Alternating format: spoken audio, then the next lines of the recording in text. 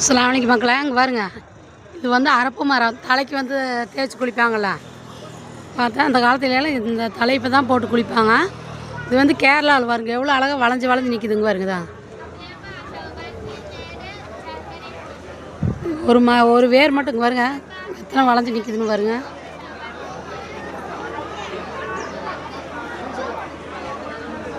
பாருங்க, இது வெட்டாமையே விட்டுருக்குறாங்க பாருங்க.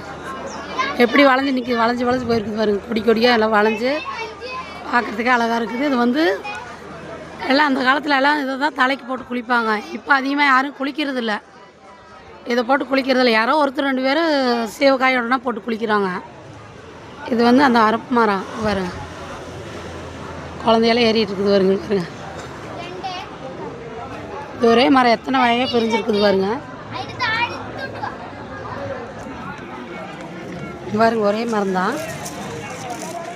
கீழே இருந்து அந்த களை வருது பாருங்க. அந்த களையில் வந்து எப்படி வந்துருக்குன்னு பாருங்க. பாருங்க, இந்த மரத்தில் இத்தனை களை களைஞ்சி தனித்தனியாக களைஞ்சி வந்திருக்குது பாருங்க. இது அவங்கெல்லாம் வெட்டி விடல, முடிஞ்ச அளவுக்குலாம் அப்படியே விட்டுட்டாங்க. அங்கே பாருங்க,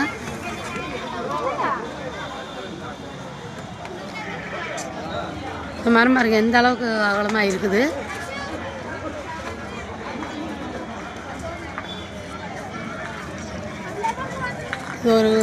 ஒரு சின்ன வீடு கட்டினா எப்படி இருக்கும் அந்த அளவுக்கு இது வந்து அந்த குச்சியே அந்த வளைஞ்சு நிற்கிது. பார்க்குறதுக்கே ஒரு அழகாக இருக்குது பாரு.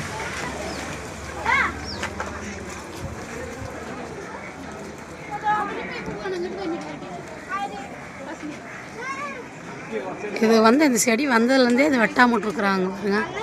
எல்லாம் உடச்சி விடாமல் விட்ருக்குறாங்க. பார்க்குறதுக்கே நல்லா இருக்குது.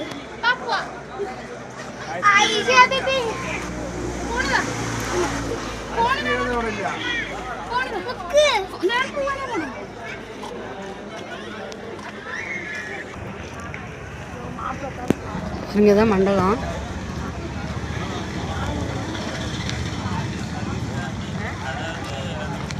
மண்டபத்து பேர் மலையாளத்தில் தான் எழுதியிருப்பாங்க, இங்கிலீஷ்லேயும் மலையாளத்தில் போட்டிருக்காங்க.